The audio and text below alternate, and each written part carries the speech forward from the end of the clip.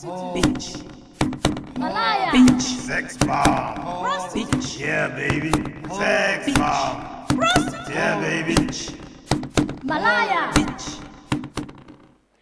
There are so many issues in the world, but I want to start with the world that I know.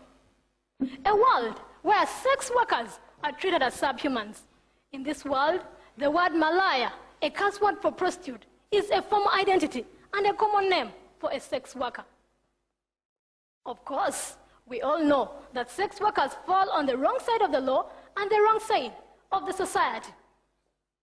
From the moment HIV/AIDS was identified in Uganda, people have been stigmatized.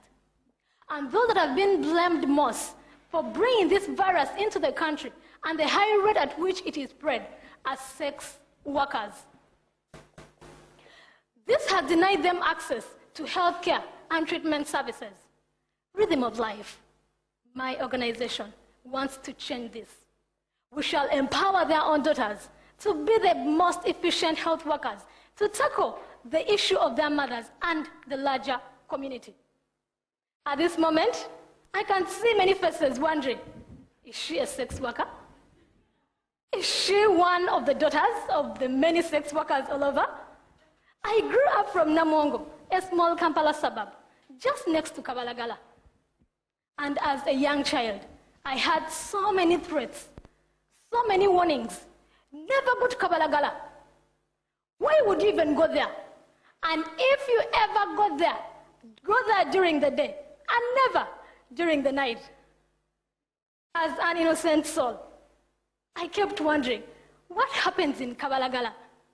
Which kind of people live in such a place? Why aren't I supposed to be there? When I joined school, the pleasure was all mine to meet so many lovely children, intelligent, hardworking, and focused girls and boys, right from Kabalagala, the red light area. This gave me an opportunity to spend more time with them, exchange home visits, and get to know more about the families where they come from. Of course, just like in any other part of the world, a few sex workers would open up to their children that they are sex workers. Many of the children didn't know that their parents were sex workers. And for the few that knew it, would never open up to you for fear to be stigmatized. I actually remember a close friend of mine who got to know that the mom was a sex worker at the age of 16. She was so shocked as she openly asked me, why did she start doing this? For how long has she been doing this? Trust me, I had no answers to all these questions. But this made me more curious to understand what happens in the life of a sex worker, to dig deep into the red light areas of Uganda. Who knows, to maybe contribute positively to such a society. Let's take a look at how Kabalagala, a red light area in Uganda, looks like.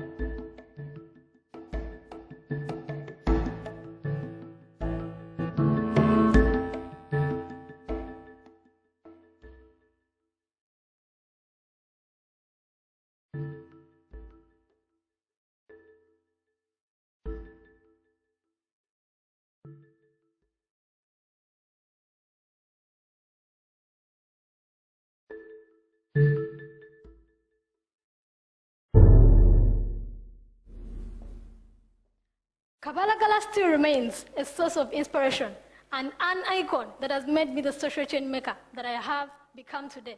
Even as I continued with my journey, joined the university, pursued development studies, and looked up to the many issues that concern women in our society, I got to realize that as much as we talk about women issues, sex workers are not a priority And if we talk of the many laws that have been enacted by the government of Uganda, why isn't the right to health of the sex workers considered? Why isn't it a concern to be tabled in terms of problem solving and mitigation measures? The truth still stands. The burden of HIV/AIDS among sex workers is very, very high. According to the most recent research that has been made by the Lancet Infectious Disease, a medical international journal, published in 2012, it clearly reveals that 37.2% of female sex workers in Uganda are HIV positive. And averagely, 4 out of 10 sex workers will have HIV.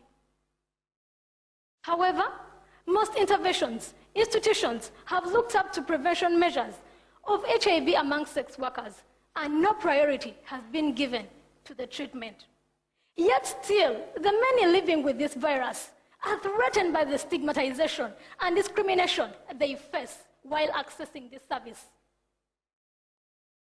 Rhythm of Life, through the Oblam Project, embraces the fact that the health of sex workers matters a lot. Oblam must be a new word to many of us. It is derived from a common Luganda saying in my country, Obulamu Bugaga, which means that health is wealth. I mean, with our health, we can be in the best position to do so many things that we could never imagine. We are establishing a health cafe in the red light district of Kabalagala. We shall not only offer health services, but counseling that will be into the groups, into the peers, regarding and looking up the needs that you need as an HIV-positive female sex worker. It will be a drop-in center where sex workers will freely come together to share their experiences, tell their stories, and even have an audience to be heard. This will be a brand new environment, and the beauty of all this is that their daughters will be the people taking care of them. For our pilot project, we shall train the first batch of 3 daughters of female sex workers in a professional healthcare community training to take care of the larger community. We shall go on with the continuous activity of distributing the health kits to the identified HIV-positive female sex workers. This health kit will comprise a number of items that an HIV person needs. We shall give them the antivirals, the ARVs, the female condoms that will give them negotiation skills to stand and say no or yes when they are attending to their clients.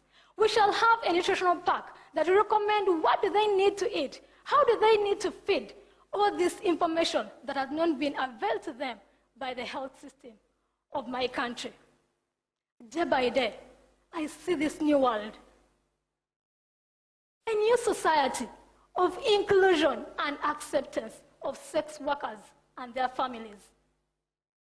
I see the rhythm, the melody that keeps echoing in my mind, where daughters of sex workers will no longer be looked at as sex workers of the next generation, but instead as social change agents that are going to tackle the HIV epidemic in their countries.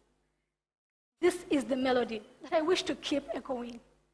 This is the song that I want us to join together and sing from one generation to the other. Ah, oh,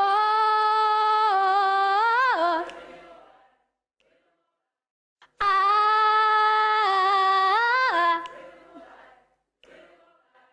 oh,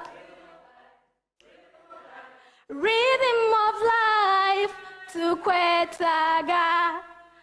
Thank you so much.